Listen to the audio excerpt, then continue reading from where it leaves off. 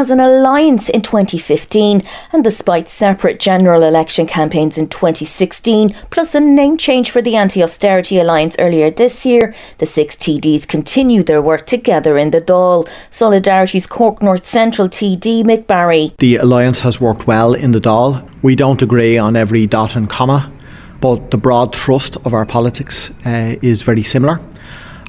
People always say the first item on the agenda with the left is the split, and we're happy to be able to knock that one on the head. I think the cooperation has been good, and I think with a very right-wing Taoiseach now, Leo Varadkar, very ideological, anti the left in his approach, it's more important than ever that the left puts forward a clear socialist alternative in the Dáil and punches above its weight, which hopefully we are doing. Both parties have been to the forefront during the housing crisis, highlighting possible evictions and substandard accommodation across the country. Those issues and the deaths of 4 homeless people in Dublin and Cork will be highlighted by the group when the Dáil returns this week. People Before Profits Dublin South Central TD Brid Smith says they're hitting the ground running on the first day. We have private members' time, and the bill we're putting before the House is to give housing as a human right and to enshrine that in the Constitution. Obviously there'd have to be a constitutional referendum, but it's a very simple bill, about 4 lines long, and it basically says that it isn't a kind of an added on extra nicety in life.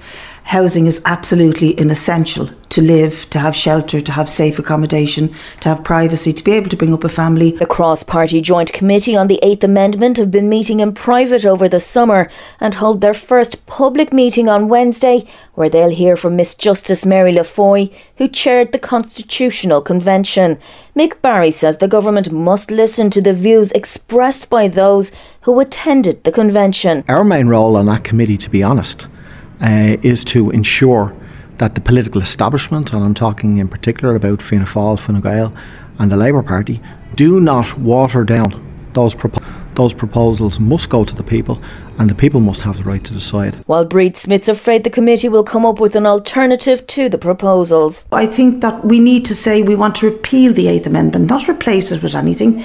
The Citizens' Assembly did not recommend that. All they wanted to replace it with was an obligation on the Oireachtas to go and legislate for their findings, and their findings were indeed very important and very fundamental for women to have a right to bodily autonomy in this country. The Alliance are also pushing discussion is needed. There's real hardship out there. There's people who want and who can access medicinal cannabis through illegal means, but there are people who want to do it legally and to do it through their doctors, and there are doctors who want to administer it. The Alliance